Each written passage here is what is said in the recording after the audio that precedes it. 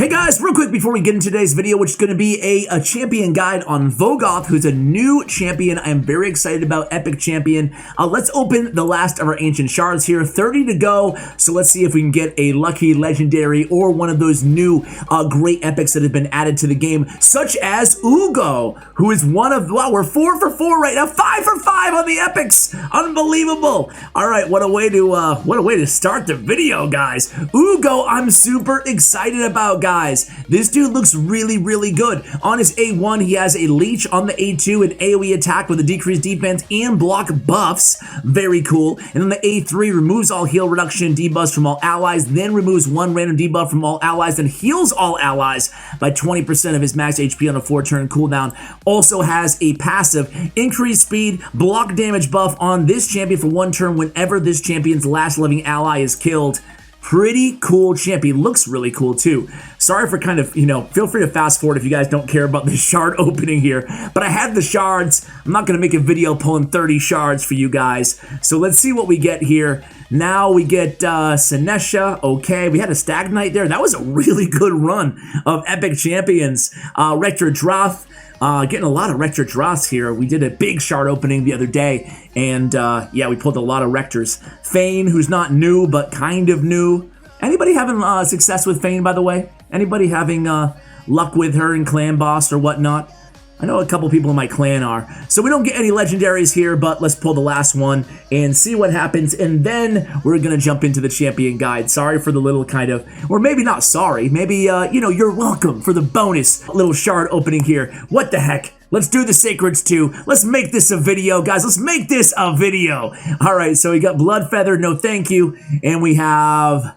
boom, give me that legendary. Okay, I'll take it. You know what, guys? Another Stagnite. We might as well just open them all. There's the Void. There's the Void legendary we were all waiting for. Why is it blue? Why is it blue? All right, it's Bellower. Be right back with the champion guide. All right, guys, on to the main champion guide here. Here is Vogoth, this fine specimen of a man here. He's an Undead Horde champion. It feels like every champion they add is Undead Horde. Pretty cool aesthetic about him. He looks cooler, I think, actually in battle than he does here on the champion screen. Either way, yeah, another Undead Horde kind of semi out of shape individual here. I guess it doesn't matter because he's undead. He's dead. Anyway, going into horrendous strength his kit. This dude's really good, by the way. HP based champion, keep that in mind. His damage does scale off of his hit points.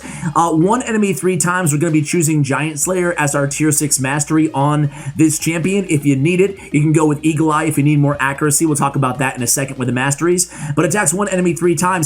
Each hit has a 40% chance when booked of increasing the duration of 1 random debuff from the target by 1 turn. Really solid there. Really good clan boss champion. He's good for support pretty much anywhere in the game. It's going to help a lot of you guys out. If you pulled him, congratulations. I think it's going to make an impact for a lot of people out there. Look at his A2. Wave of Revulsion. 3-turn cooldown here, guys. Attacks all enemies. Has a 75% chance of placing a provoke debuff on all enemies for 1 turn. Also has a 75% chance of placing a decreased attack debuff for 2 turns on targets who receive the provoke debuff from this skill. We have Sniper that will bump that up to an 80% chance. Sniper imperative to have on this champion in terms of a mastery. Those are his only 2 active abilities. So if you want to go crazy and put like a reflex set, he'll be getting more provokes, more decreased attack. But I don't think it's necessary on a 3-turn cooldown. So he has 2 passives. Festering Dynamo, his first passive. Whenever this champion is attacked, heals all allies by 50% of the damage received. Now, some of you guys may compare this dude to Vogoth, the malformed, that champion. Way better. A different stratosphere, this champion comparatively, right? I think this dude is definitely a top 10 support epic inside the game. Only heals by 25% of the damage received from boss attacks. This champion only receives half of the heal that the other allies receive. So he actually does receive half of the heal himself, which is nice. So he's self-healing as well. On his Eerie Presence, his second passive here, when attacked, places a leech debuff on the attacker for 2 turns. If the attacker is under provoke debuff placed by this champion, also has a 70, 80, 90, 100% chance of increasing the cooldown of a random skill on the attacker by 2 turns, occurs once per attack. Really solid passives here. We're getting a great heal. 50% heal against non-bosses.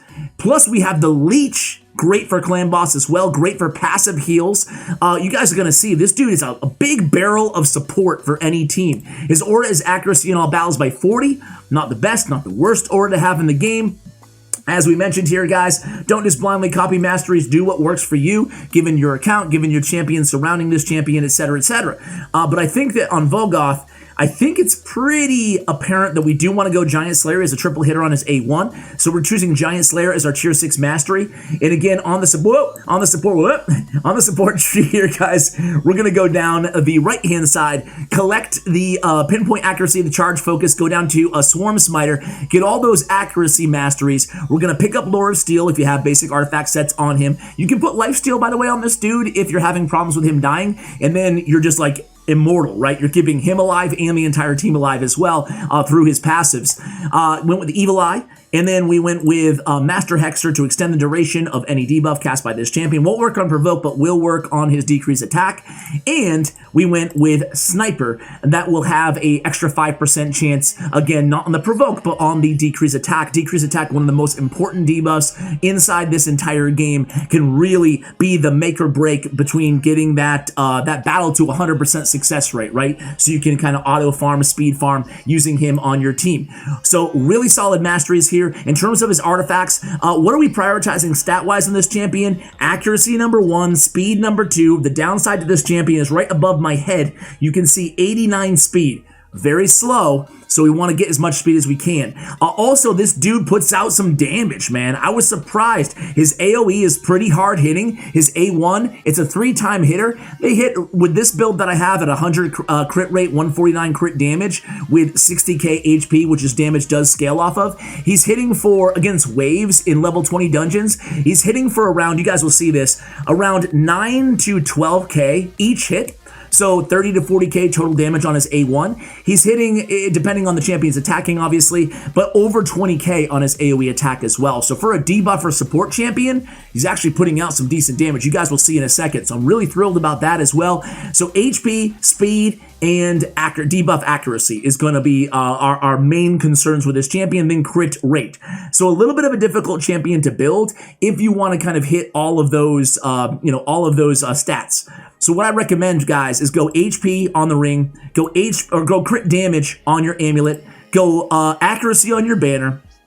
I would go crit rate on your gauntlets, HP on the chest, certainly, and speed on the boots. And then I would not be afraid to put this dude, as you can see, in a couple speed sets or a couple accuracy sets. If you have it, put him in perception gear. Really, really good with all of those sets. And adding a little bit of defense, if you can get it in the substats, is nice as well. His base defense is actually really nice and healthy at 1211, and his base HP is good, just shy of 20k. So there he is, guys. I think this guy's going to be great in Ice Golem, fantastic in Clan Boss, great for Doom Tower. He's going to be fantastic for Fire Knight. He's usable even in Dragon's Lair if you need a support champion. He's really usable in any dungeon, frankly. I don't even, 26 reviews, what does that even mean? Nothing, really. But you can see even everybody who has him is clearly a fan of this dude. Whatever. Don't read into it. But still, he's good. Trust me, this guy's good. So let's go ahead and try him out in Ice Golem. First, Ice Golem, really nice to have him with the provokes, right? You can land those provokes on the second wave, take care of those Terror Beasts, and decreased attack is going to be incredibly helpful as well.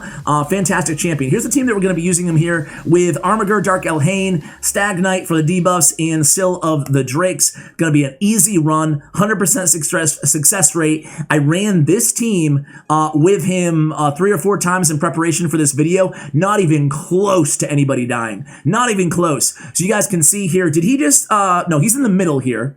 So keep an eye on him. That was Dark Elhain. I didn't see the damage that he did on his, but this is his A1. Not so much there, but you'll see higher numbers in a bit here. But against that Terror Beast, he put out around 15,000 damage off of his A1. Let's see his okay, there he goes. A little bit higher here on the second A1. He's getting there. He's creeping up, guys. We did get that Shriek off. He didn't have his AoE attack up, so he wasn't able to land all those provokes. But here it is. Look at that, 21 to 24k on his AoE attack. Really nice. Now we have provoke on all of the Terror Beasts as well. As long as Dark Elhain can stay alive, which he doesn't, will be good. But either way, guys, it's going to be nice. We haven't taken a look at his heals yet either. Let's pay attention to that once these shields wear off. But man, this has been, we got to the Ice Golem in less than a minute with this team. Really solid. We'll see if Armiger can kill these guards here. But that's his AoE attack again there, man. Puts out a lot of damage. Lands those provokes. It doesn't matter. They're double CC with the stun as well. But, you know, man, solid, right? And there we go. 9k, 10k, 9k on his A1. Again, he's not a nuker, but it's nice to have that kind of damage out of your support champion as well, right? And now we have the Ice Golem there. Unfortunately, Armiger did not get any deny revivals out on either of the guards, so we're going to have to deal with them all over again here. Dark Elhain is going to be going every single time an ally is frozen. Lay to Rest goes down there, but it does not kill the minion of the Ice Golem. So you guys can see, again, let's take a look at his heal here. So that's his A2, again, hitting very hard, killing that right minion as well. I like how much damage. It's sneaky that he adds damage to the equation as well. There we go, 3 hits against the Ice Golem. Let's see, his heal right here. Next attack, boom, and there, oh, everybody was pretty healthy there. But you guys can see right now that we do have the leech against the Ice Golem as well. So you guys will see at the end screen, there's going to be a bunch of heals that aren't going to show up obviously under him. It's going to be under all the allies because they're healing themselves off of the leech debuff, right? So you guys will see that even Armiger, for example, who's not in lifesteal gear or anything, is going to have, you know, somewhere between 60 and 100k of healing on himself because of those leeches. So it's nice to have the leech, and every time he hits with his A1, keep in mind, we're extending the duration. You guys saw the decreased speed go from 3 turns to 5 turns. So we're also extending the duration, meaning that these debuffs tend to stay on the targets because of that extra utility in his A1. This guy's really, really solid. Is he your favorite of the new epic champions added? If not, who is it? Have you guys pulled any of the new epic champions? I got the old hermit dude. I saw that fat man looked pretty good. I pulled that Ogren guy in the beginning of the video. Man, I'm really great with the names here. The guy, the dude, the chick, the fat man. Man, I tell you what, you guys, now you know why you watch me on the YouTube, man. I just bring the thunder with the data, with the accuracy here. Anyway, we can sell this, but let's take a look at his stats here. He's way over in the corner. So almost 800,000 damage. Really solid. Same amount of damage here as Sildredrix, as Stagnite, and then he had the 66k heals, which aren't much off his first passive. But again, we talked about this, and wow, that was way lower than the numbers that I did on the test runs. Fair is fair, though. But these passive heals here on Stagnite, on Armiger, and of course from Dark Elhain as well, is coming from, again, the passive, the leech, right? Which is really, really solid. So let's go ahead and show him in Fire Knight as well. And again, this is one of those champions that we talk about here from time to time on the channel, that his overall utility isn't necessarily going to always show up on the stat sheet, right? So I think that this team here, I still want to put Cold Heart in here, but I think I have the wrong Cold Heart on this team. That was the one in Destroy, who's a little bit less robust defensively. So here we have, do we want the accuracy or do we want the defense? I think we're going to need the defense here. So we have Dagger as our debuffer. We have Cold Heart for turn meter. We have Apothecary for the heals in the A1, 3 hits against the shield. We have Vogoth. We have Vogoth here, obviously for support, and we have Allure for the turn meter as well. So let's see how we do on this team. You can run this dude in even an arena as well, right? Because again, he's bringing the decreased defense, he's bringing the provoke. Let's go ahead and try him in the arena after this battle real quick. What I'm going to do is, you guys kind of get the point here of what he's doing. You can see, you know, passive heals and the provoke, right? Normally this team, it's a very squishy team, right? We have squishy Dagger, squishy Allure, squishy Apothecary, squishy, everybody's squishy, you know? But what we're doing is, we're CCing with the provoke and we're healing with the passives in the meanwhile, right? So Arrow would have killed everybody by now if we didn't have that provoke. So really, really solid. There's the A2 again. We landed the decrease attack, not the provoke this time on Arrow. So Arrow might kill somebody here. Let's see if we can kill him first.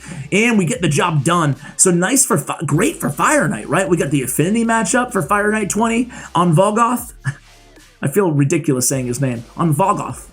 We have the turn meter, excuse me, the turn meter. We have the 3 hitter rather to get that shield down on the A1. We have the buff extender. We have the passive heals. We have the passive leech. We have the decrease attack, and we have the provoke for the first 2 waves. Brilliant for Fire Knight. Fantastic for Clan Boss. I don't know if I have a clan boss comp like all ready to go with him, but I mean, and you guys can tell me if I'm wrong here, honestly. Give me your raw feedback here in the comments, as you always do. But would you prefer if I showed you just a lackluster clan boss team in the future on a champion like this? I kind of sense that you guys get the point. We're extending, you know, I'll try him out. What the hell? I'll try him out. Who cares? You guys don't like it, you can fast forward, right? At the end of the day. Because it's weird on these comments, on these videos, right? Some people are like, dude, I appreciate how thorough your guides are on these champions, Ash. You show the champions in multiple areas, you take your time, and you show us what their true potential is. And some people are like, dude, Ash, your guides are way too long. We don't need to see them in a bunch of different areas. We get the point. You don't have to show the entire runs, you know, whatever. Such and such a YouTuber is much more, you know, to the point and direct, and you waste too much time. So I don't know what to do.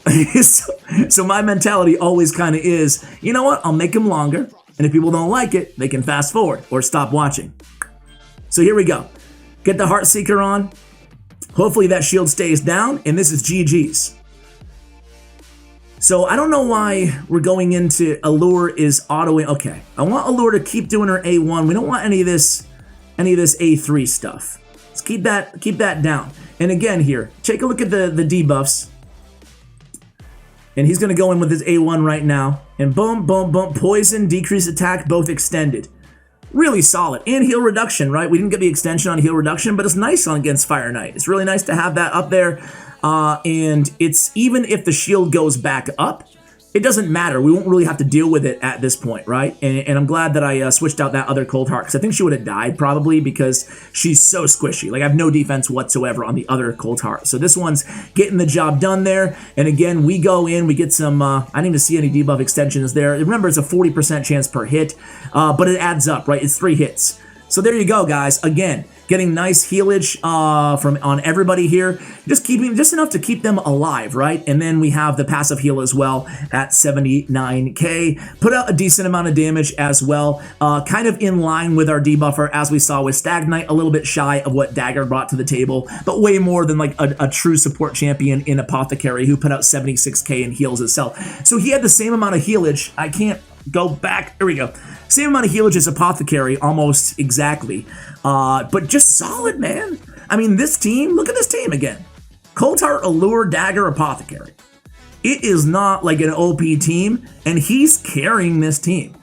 And it does, again, stat sheet. The debuff extensions don't appear in the stat sheet at the end of the match. The decrease, all the damage that we're saving off of the decrease attack, not appearing. And the provoke, keeping everybody alive, not appearing in the stat sheet. And guess what? We have no reviver on this team. Seldom do I even show you any teams with no revivers, but yet it's still going to have a 100% success rate, and that's exactly what we're looking for, all because of Vogoth.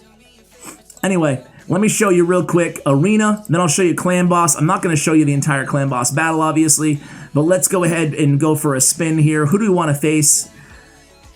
So we want to land provokes on a team. We want to be faster than them. So let's maybe go for a team like this. This might be too challenging of a matchup here. Probably is, but you want to see me plow over a Kale team? No.